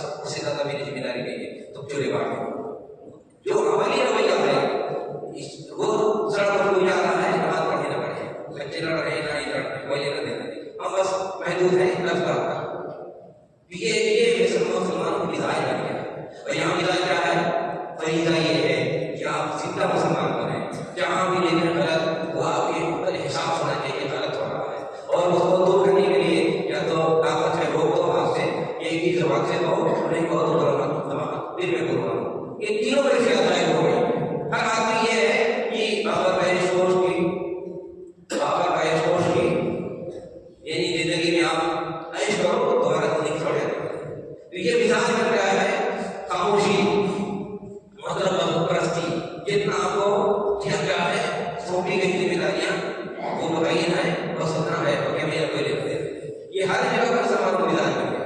نتیجہ یہ ہوتا ہے کہ ہر آدمی محدود ہو گیا ہے اپنی ذمہ داریوں کے ساتھ, اپنے کمرے کے ساتھ, اپنے درگاہ کے ساتھ, اپنے مسجد کے ساتھ. اب کیا ہو رہا ہے ہر وقت انسان کی یہ یاد تقریریں کر رہے ہیں, جلسہ ہو رہے ہیں, اور کیا جلسہ کر لیا تقریر سن لیا وہیں پر شرک ہو رہا ہو, کفر ہو رہا ہو, وہی سننے والے کچھ بھی کریں کچھ کہنے کی ضرورت نہیں. فریضہ تو ادا ہو گیا. لیکن دعوت و تبلیغ کیا ہے؟ دعوت و تبلیغ مسلمانوں کی زندگی ہے, حرارت ہے, توانائی ہے, فریضہ ہے, اور لوگوں کو باندھ کر رکھنا, لوگوں کو سچائی سے جوڑنا, لوگوں کو جو سچائی سے ٹوٹ گئے ہیں ان کی طرف دوبارہ لانا, قوم کی سدھار, گھر کی سدھار, ملت کی سدھار, انسانیت کی سدھار اگر ہو سکتی ہے دعوت و تبلیغ سے. تو دعوت و تبلیغ سے بھی تقریر کرنا نہیں, جتنے سائے ہو سکتے ہیں اپروچ کے سارے اپروچ ہونا چاہیے. اور سب سے پہلے یہ کہ خود انسان کا دل بھی کا ہو. انسان کا دل زندہ نہیں ہے, انسان کا شعور زندہ نہیں ہے, انسان کے پاس معرفت نہیں ہے, تو صرف زبانی جماعت میں سب کچھ نہیں ہے. وہ آج جو تقریر ہیں جلسے جتنے ہو رہے ہیں جو ٹیڑھ ہو چکے ہیں اس کی وجہ یہ کہ دل زندہ نہیں ہے, دل میں ایمان نہیں ہے, دل میں روشن نہیں ہے. وہ حکومت کے رائے نہیں مطلب جو خود ہی کو رہا ہے کسی کو تو رائے کا راستہ ہے ہدایت کا راستہ تو کیسے دے سکتا ہے. تو یہی کہانی یہی جو کہانی ہے وہ مسلمانوں کی ہے کہ آدمی محدود ہو گیا ہے اپنی ذات کے ساتھ, اپنی کمروں کے ساتھ, اپنی ذمہ داریوں کے ساتھ, اپنے گھروں کے ساتھ. جبکہ ایک مسلمان آفاقی ہے, وہ کہیں کسی جگہ بھی چاہے اس کی ذمہ داری ہوتی ہے کہ اپنی عدالت کے لیے کام کرتا ہے اور شر ہو اس کو ختم کرنے کی کوشش ہے. یہ مسلمان کی پہچان ہوتی ہے. لیکن آج یہ ساری چیزیں ختم ہو چکی ہیں. تو دعوت و تبلیغ کو ایک رسمی چیز بنا دیا گیا, محدود کر دیا گیا. محدود نہیں ہے ویسے تقریر کی دعوت و تبلیغ کی مصیبت یہی ہے کہ تقریر کرنے کو دعوت و تبلیغ بنا دیا گیا. مکمل آدمی اپنے عمل کے ذریعے دعوت و تبلیغ کرے, اپنے احساس کے ذریعے دعوت و تبلیغ کر سکتا ہے, اپنے اشاروں کے ذریعے دعوت و تبلیغ کر سکتا ہے, اپنی کتابوں کے ذریعے دعوت و تبلیغ کر سکتا ہے, اپنے خطبوں کے ذریعے دعوت و تبلیغ کر سکتا ہے, دوستوں سے مل کر دعوت و تبلیغ کر سکتا ہے. اور سب سے بڑی چیز ہے پرسنل اپروچ. انبیاء کا طریقہ کیا تھا؟ لوگوں سے ملتے تھے, جاتے تھے. یہ پرسنل اپروچ. دعوت و تبلیغ کے اسلام میں سب سے زیادہ جو افیکٹو صورت ہوتی ہے وہ پرسنل اپروچ, کہ آپ کے جتنے آس پاس لوگ موجود ہیں مجھ سے ملیں جلیں, ساتھ اٹھے بیٹھے, یہ آؤں سے جو نگاہیں ملتی ہیں جو انسان کے اندر جو احساس ہوتا ہے, جو وہ ایمان ہوتا ہے وہ ٹرانسفر ہوتا ہے دوسرے کے پاس. یہ سب بڑی دعوت و تبلیغ ہے. لیکن آج کل آسانی کی بنیاد پر یہ میڈیا, سوشل میڈیا میں بکتے رہو, ساری دنیا میں جتنے ہیں اپنا گھر میں بیٹھ کر کے تکیے پر آرام کر ایک لگا کر کے تقریر کرتے چلے جا رہے. دعوت و تبلیغ میں میدانی محنت سب سے بڑی چیز ہوتی ہے. ادھر یہ میدان میں میڈیا لوگوں سے جاری حالات کو, رجحانات کو جانیے, گھر میں بیٹھ کر کے اپلوڈ کرنے سے ہوگا. لیکن یہ بھی ایک ذریعہ ہے, یہ چیز کو جتنا مفید ہو سکتا مانیے, لیکن ہر آدمی کسی پر تکیہ بیٹھے اور یہ سوشل میڈیا کی بنیاد پر جو میڈیا میں آ گیا وہ پہلوان بن گیا, وہی پہلوان کہہ جاتا ہے. یہ پہلوانی کرنے سے اور روز حالات کو جاننا, میدان میں اترنا, حالات کو جاننا, رجحانات کو سمجھنا, ان کو سمجھانا, بجھانا, تربیت وہ تو ابلاغ ہو سکتا ہے, بات ہو گئی, خبر سنا دیا گیا, لیکن اس سے تربیت نہیں ہوتی, اس سے تعلیم نہیں ہوتی. تعلیم و تربیت کے لیے ضروری ہے کہ گاؤں کے سامنے لوگ موجود ہوں اور اس طرح کے لوگ تیار کیے جائیں, یا کم سے کم یہ گروپ خصوصی تیار ہو.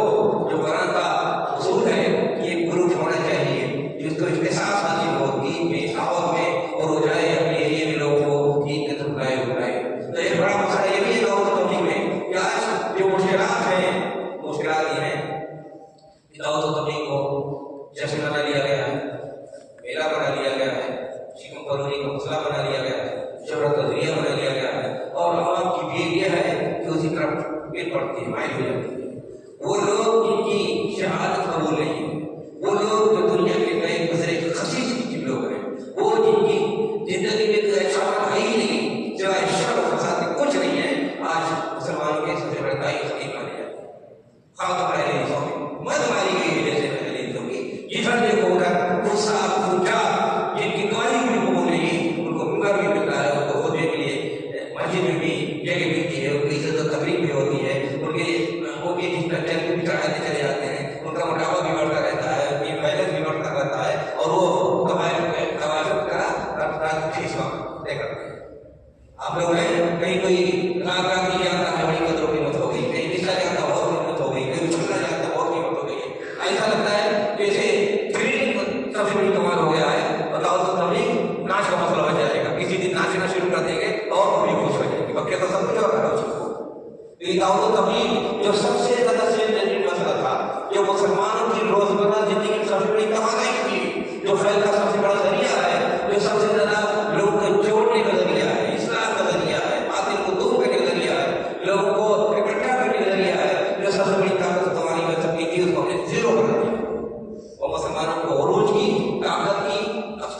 پڑھنے کی، اصلاح کی، سدھار کی، خیر کی ساری جو ذرائع ہیں دعوت تبلیغ میں اس کو ختم کر دیا گیا ہے۔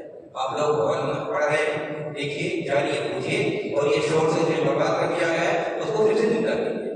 تو دعوت و تبلیغ اللہ تعالیٰ نے بیان فرمائی کہ اگر کسی قوم میں دعوت و تبلیغ ختم ہو جائے سب سے زیادہ زوال کا شکار ہو جائے گا۔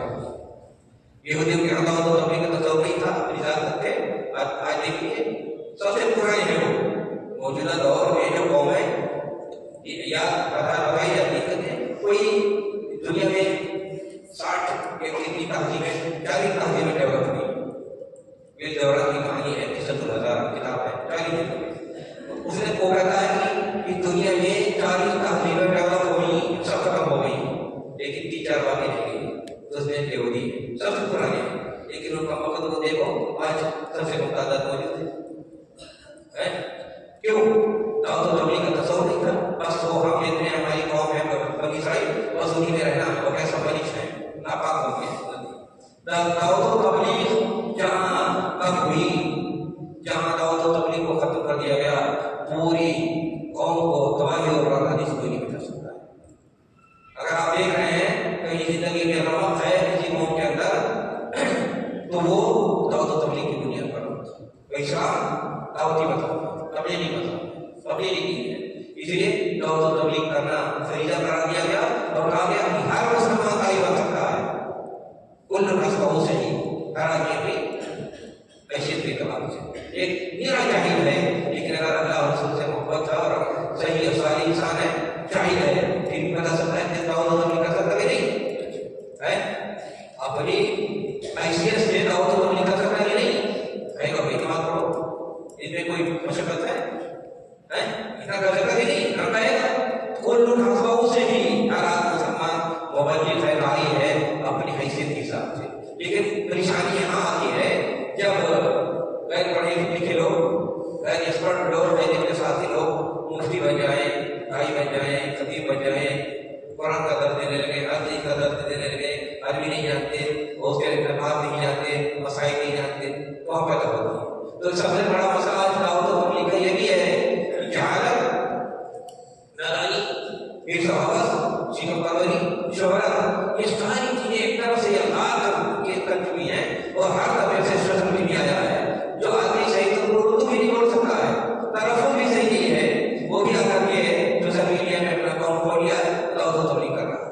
اور اس سے زیادہ خرابی ہے کہ بہت سے علماء صرف اس میں تذہیب کی باتیں، مذاق کی باتیں، اسلامی آداب اخلاق کے خلاف باتیں، خاص طور پر ہمارے مختلف مدارس سے پڑھے ہوئے علماء حدیث، ان کو اگر سوشل میڈیا میں دیکھو تو اکثریت یہ ایسے لفظ ہوتی ہے، صرف بکواس کرنا، مذاق اڑانا دوسروں کا، اور دین کا مذاق، اخلاق کا مذاق، علماء کا مذاق، مدارس کا مذاق، دینداروں کا مذاق، مدرسین کا مذاق کرنا۔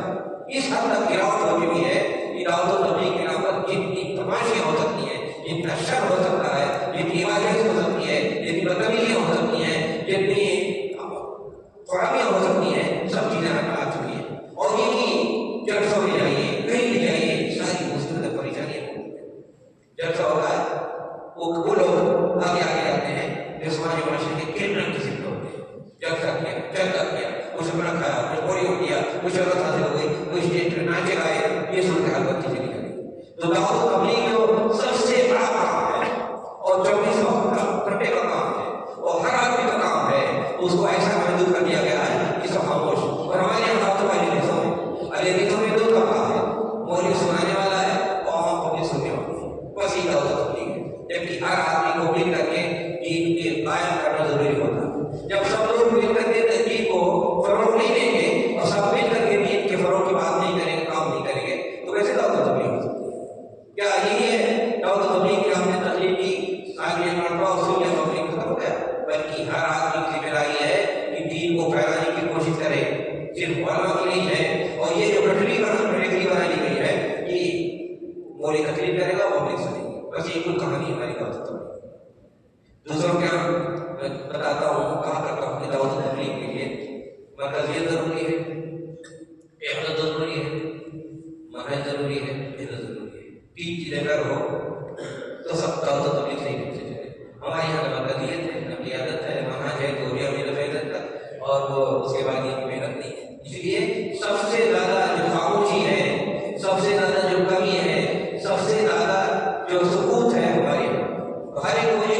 की जरूरत है।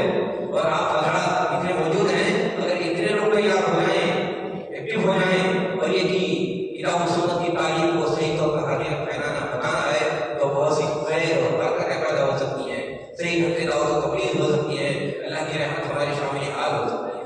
दीन को खेल कर रहो, दावत को तबलीग को खेल कर रहो, ये सब खेल कर रहे हैं, क्या अल्लाह ताला की रहमत मिल सकी हमको? क्या अल्लाह ताला खत्म नाज़िल होगा? ये हमारे लिए को खेल बना दिया गया।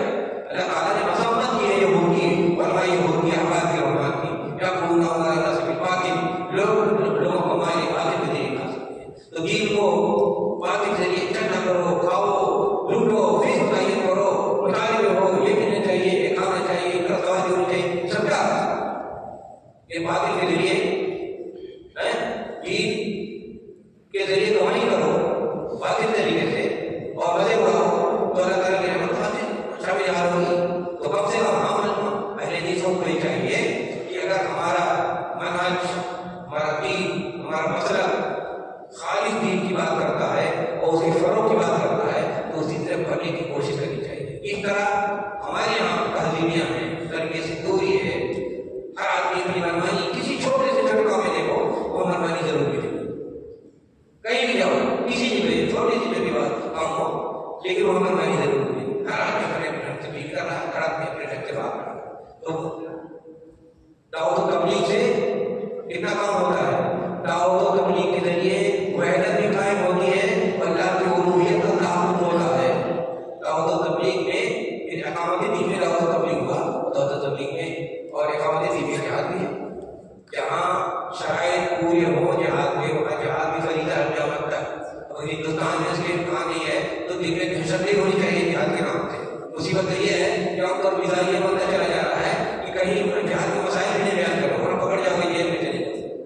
अब इतनी ज़्यादा बुज़दिली तो नहीं होनी चाहिए, भी बयान करें क्या रहता है। ठीक है, कहते हैं यहाँ जिहाद के शराइत मुताबिक नहीं होते हैं, तो यहाँ मिलाओ ये लोगों को लड़ना झगड़ना, ये मुसीबत का काम है। अल्लाह के रसूल 13 साल मक्का में रहे, जिहाद किया, वहाँ शराइत मुताबिक नहीं होते थे, पूरे नहीं होते थे। मदीना में आए सारे शराइत पूरे हुए, जिहाद किया। लेकिन फिर भी जिहाद अगर शराइत पूरे हो, जहाँ जिहाद करने के लिए जिहाद की शराइत है, इस्लामी हुकूमत होनी चाहिए, खलीफा होना चाहिए, मुसलमान के पास इस करवाने की ताकत तैयारी होनी चाहिए, हदफ वाले होने चाहिए। बाद में क्या होगा, जिहाद के बाद नताइज क्या होगा, कैसे कंट्रोल करेंगे, सारी चीजें शराइत है। यहाँ शराइत पूरे हो रहे हैं, शराइत तो पूरे नहीं हो रहे, लेकिन ये कि ये फरीदा क़यामत तक कायम है कि कायम है। जहाँ इसकी गुंजाइश होगी जिहाद होगा, तो इकामत दीन के लिए जिहाद जरूरी है। लेकिन ये कभी कभी होता, हमेशा जिहाद करोगे या हमेशा जिहाद हुआ? जिहाद कभी कभी होता, जब राहें आपके रास्ते रोक दी जाती हैं, जब कलमे खैर कहने के ऊपर पाबंदी लगी हो, जब लोगों की आदतें छीन ली जाए कि सही बात सुन नहीं सकते, उस वक्त जिहाद फरीदा लाजिम होता है अपने शराइत को रोकने के साथ। लेकिन आज के दौर में एक आसानी है कि आप अपनी बात कहीं भी कर सकते हैं, दावत और तबलीग दुनिया में कहीं भी कर सकते हैं, ये आसानी पैदा हो गई है। तो बेहद जिहाद के हमें चले रास्ते खुले हुए दावत तबलीग के लिए, तो दावत तबलीग पे जोर क्यों नहीं? दावत तबलीग को मुकम्मल कसरत क्यों नहीं की जाती है? जिस आदमी के अंदर दावत तबलीग का जोश पैदा हो जाता है, वो कभी बैठ नहीं पाता, उसी जिंदगी की सबसे बड़ी प्रॉब्लम हो जाती है। सुन देखिए, जब नबी अकरम सल्लल्लाहु अलैहि वसल्लम ने लोगों का ऐलान किया तो हज़रत अबू बकर ने पहले इस्लाम कबूल किया, और जो आयतें उनको याद थी जा करके अरब शरीफ में पढ़ा। जब फिर वो अपने जमाने में मक्का में जो ऊंचे कवायद थे या इनको वहाँ की जो सिटी स्टेट बैंक ऑफ हुकूमत आई थी, उसमें उनको वजीर की हैसियत थी, लेकिन इसके बावजूद पाबंदी के लिए पढ़ सकते हो। हज़रत अबू बकर ने जाकर पढ़ा, लोगों ने फिर पढ़े, पढ़ना शुरू कर दिया, लेकिन फिर भी कहानी फिर भी पढ़ेंगे। हज़रत अब्दुल्लाह इब्न मसूद के साथ ये हुआ, हज़रत अबू ज़र के साथ ये हुआ। आज के दौर में भी जिन लोगों को दावत और तबलीग सही मानों में लज़्ज़त मिल जाती है, उनकी जिंदगी में सबसे ज्यादा जो काम करने की सलाहियत बढ़ जाती है और सबसे ज्यादा वो उसका तवज्जो देते हैं। हत्ता कि बहुत से लोग घर बार बेच करके दावत और तबलीग करना शुरू कर देते हैं। ऐसे भी इंसान अपनी सारी दौड़ लगा देते हैं दावत और तबलीग। और बहुत से ऐसे वाक़यात हैं, एक जर्मनी में एक आदमी था, वो फुटबॉल का प्लेयर था, अपने ज़माने में बहुत फेमस था। ایک مرتبہ کسی پروگرام میں ریاض آیا تو ایک خاتون نے اس کو قرآن شریف گفٹ دی ہے، قرآن لے جا کر کے اپنی لائبریری میں رکھ دیا۔ اتفاق سے ایک دن اس نے کھولا قرآن کریم اور پڑھا سورہ فاتحہ پڑھنے کے بعد مسلمان ہو گیا۔ پھر اس نے جو اپنی زندگی کا رنگ بدلا، وہ افریقہ میں یا دوسری جگہوں میں دعوت و تبلیغ کے لیے اپنے آپ کو لگا دیا، تو اس کے دعوت و تبلیغ سے 1 ملین لوگ مسلمان ہو گئے۔ ایک یہودی لڑکا تھا، ایک دن کے مسلمان کے دیر اثر آیا اور اس کو سمجھایا بجائے دعوت و تبلیغ کی، جوان ہوا مسلمان ہو گیا۔ اس نے اپنی ساری دولت زندگی لگا دی افریقہ میں، اس کے بارے میں کہا جاتا ہے 10 لاکھ لوگ مسلمان ہو گئے۔ تو ایسے مسلمان ہیں، کسی نے دعوت و تبلیغ کی، لاکھوں مسلمان ہو گئے، کسی نے دعوت و تبلیغ کی، سینکڑوں لاکھ ہزاروں مسلمان ہو گئے۔ یہاں نواب صدیق حسن کے بجائے سید اولاد حسن قدوری تھے، قرنوج ایریے میں انہوں نے دعوت و تبلیغ کی، ان کے دعوت و تبلیغ سے 10,000 مسلمان، 10,000 ہندو مسلمان ہوئے۔ تو دعوت و تبلیغ میں اتنے امکانات ہیں کہ بس آپ دعوت و تبلیغ سے جغرافیہ بدل جائے گا، کون بدل جائے گا، نقشہ بدل جائے گا، زبانیں بدل جائے گی، قوم بدل جائے گی، تعلیم بدل جائے گی۔ آپ نے دیکھا نبی اکرم صلی اللہ علیہ وسلم نے شروع کیا تو اگر ہم سکھاتی ہے، پھر کوئی آپ نے دعوت و تبلیغ کی، اس کے اثرات دیکھ رہے ہیں، عرب پورا عرب وہاں کا دین بدل گیا، عقیدہ بدل گیا، جغرافیہ بدل گیا، زبان بدل گئی، تعلیم بدل گئی، لوگ بدل گئے، آداب بدل گئے، دعا بدل گئے۔ تو دعوت و تبلیغ اتنا نام ہوتا ہے کہ اگر صحیح ڈھنگ سے دعوت و تبلیغ کی جائے تو لوگوں کی نیتیں، لوگوں کے ارادے، لوگوں کا عمل، لوگوں کی شکل و صورت، لوگوں کا پہناوا، لوگوں کی تہذیب، کلچر، زبان سب بدل جا سکتا ہے۔ اتنی دعوت و تبلیغ میں کم ہوتی ہے، لیکن دعوت و تبلیغ صحیح ڈھنگ سے کرنی چاہیے اور اس کی اپنے آپ کو ہیوی کرنی چاہیے۔ اس سے بھی چند تصویریں یاد کر کے وہ گانا بجانا اور کوئی چھوکری گالی بجا لی ہے، حاصل حیات پا لیا گیا، پیٹ پا لیا گیا، یہ سب سے بڑا فراڈ ہے اور سب سے بڑا دھوکہ ہے۔ ایمانداری کا تقاضا یہ ہے کہ برابر اپنے ایک کو بڑھاتے رہیں، برابر اپنے آپ کو اللہ سے وابستہ رکھیں اور اسی بنیاد پر آپ اللہ کی مخلوق کو بتاتے رہیں۔ ان میں جگہ پیدا ہوگی، سینے کھلیں گے، لوگ آپ کی بات مانیں گے۔ حتیٰ کہ ہندوستان میں اگر صحیح ڈھنگ سے دعوت و تبلیغ کی جائے یا کی گئی ہوگی، پوری دنیا میں اس ہندوستان میں زیادہ مسلمان ہوتے ہی ہوتا ہوتے، لیکن دعوت و تبلیغ کی طرف توجہ ہی نہیں دی گئی یا دی گئی تو کچھ لوگوں نے کیا کہ جس طرح تمام مسلمانوں کی ذمہ تھی کہ ہر مسلمان کو واجب ہے، ہر مسلمان کی کا نمائندہ ہے، ہر مسلمان اسلام کا نمائندہ ہے، اگر اس طرح سے یہاں زندگی گزاری گئی ہوگی یا آپ بھی اگر طے کر لیا جائے کہ ہم محنت کریں گے، کوشش کریں گے، اس کے لیے پڑھائی کریں گے، اس کے لیے اپنا دکھ چین چھوڑ دیں گے، اس کے لیے ہمیں تیار رہیں گے، تو آج بھی امکانات ہیں۔ تمام رکاوٹوں کے باوجود، تمام دشمنیوں عداوتوں کے باوجود بھی لوگ اس طرف آ گئے۔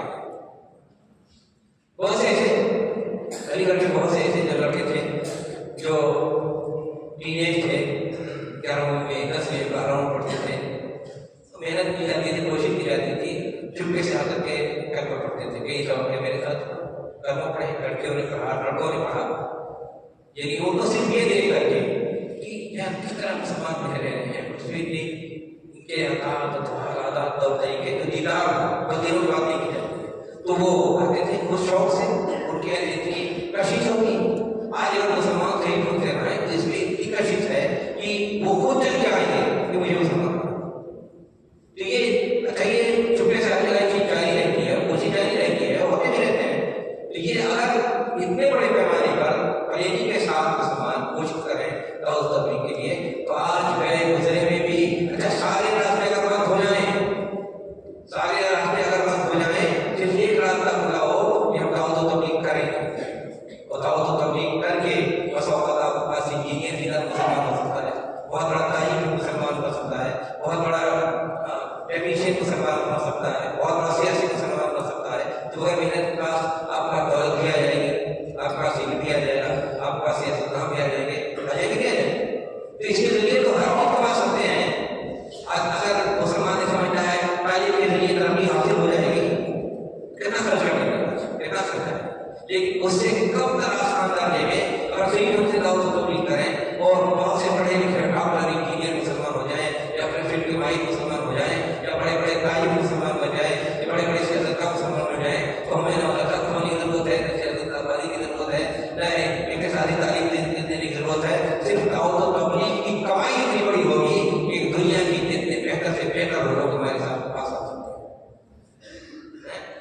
یہ ہے دعوت و تبلیغ میں برکت. اور اگر دعوت و تبلیغ نہیں ہوتی ہے تو ہماری دعائیں نہیں قبول ہوگی.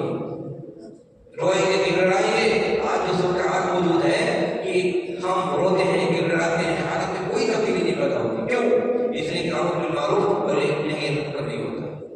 ہمارا مذہب یہی ہے، دوسروں کا مذہب یہ ہے کہ وہ ہم ان کے لیے کیا ہیں، ساری دنیا کی قیادت مسلمانوں کو دی گئی ہے. دی گئی کہ نہیں؟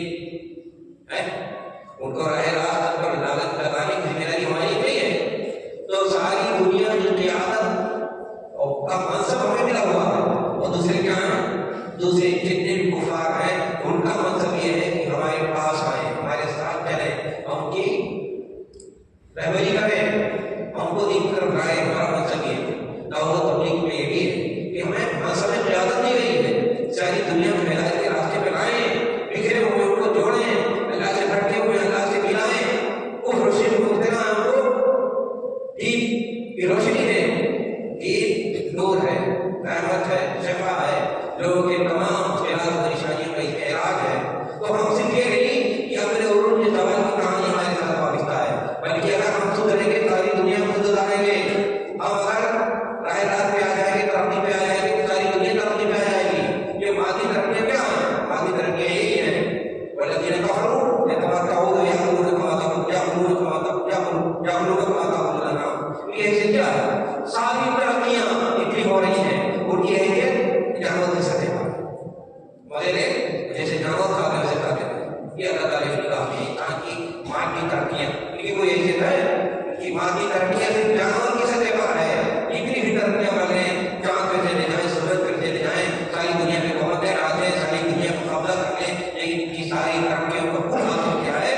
یتمتعون ویأکلون کما تأکل الانعام. جس طرح جانور کھاتے ہیں اتنا یہ جانور کی سطح پر جی سکتے ہیں.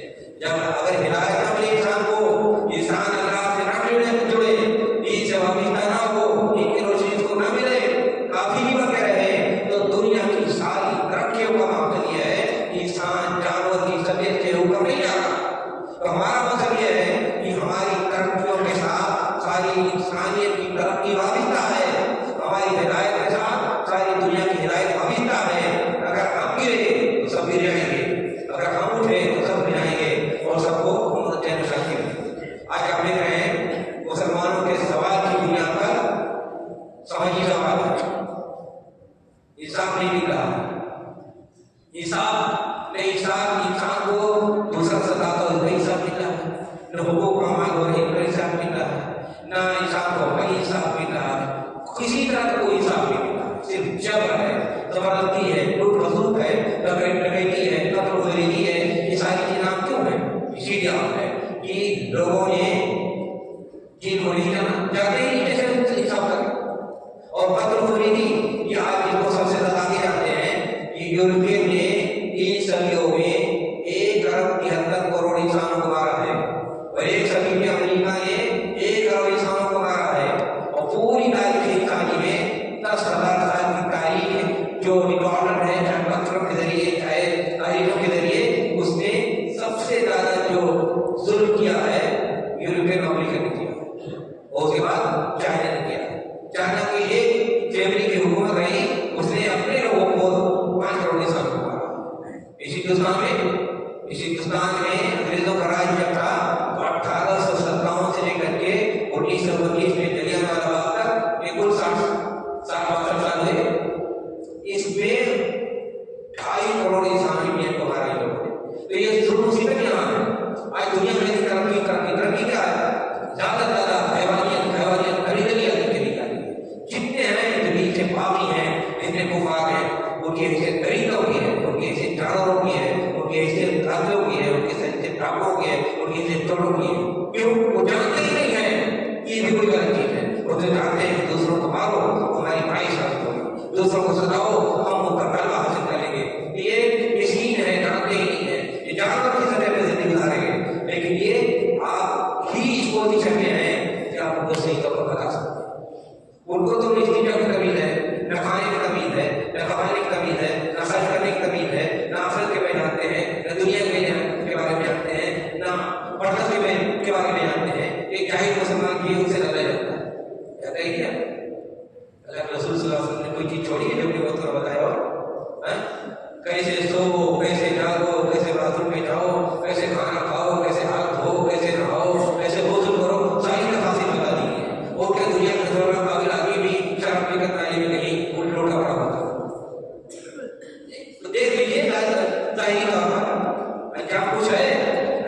یہی جو اللہ نے فرمایا یتمتعون یأکلون کما تأکلون، مزے نے جانور جیسے کھاتے ویسے جانور کھاتے رہتے ہیں. وہ آپ جانور اگر کھاتے ہیں تو 14 سال کا بچہ 150 کلو کا ہو جاتا ہے، اس کا سانس لینا آتا ہے. اسی چیز اس وہاں کے بارے میں جو ہے دلی کے بارے میں، دلی کے ایریے میں جو پوش ایریے میں رہتے ہیں مالدار لوگ ہوتے ہیں، وہاں 10% ان کے بچے جو جنک فوڈ کھاتے ہیں وہ 14 سال 15 سال کے ہیں، لیکن وزن 140 کلو 150 کلو، نہ قاعدے سے لیٹ سکتے ہیں، نہ سو سکتے ہیں، نہ سانس لے سکتے ہیں. تو اسے علاج کیا گیا، پھر اس کو میڈیا کو اسٹیبل کر دو تاکہ زیادہ نہ کھائے، لیکن وہ کامیاب نہیں ہو پاتے. دلی کیا ہے، جتنا زیادہ انسان آگے ترقی کرتا ہے اتنے زیادہ جوان حیوانیت کی سطح پہ ہوتا تو آگے بڑھتا جاتا ہے. اچھا حیوانیت کی سطح پر اگر رہے تو چلو ٹھیک ہے کھاتا پیتا ہے، لیکن طریقہ ہو جاتے ہیں. آج زندگی دیکھتے ہیں، زندگی دیکھنا ہو تو آج فلسطین میں دیکھتے، پورے فلسطین میں 37 اسپتال تھے، سارے اسپتال پر ممبئی کر دی گئی ہے، ختم ہو گئے. اب جو غریب زخمی ہے بیمار ہے وہ کہاں جائے؟ جیل میں.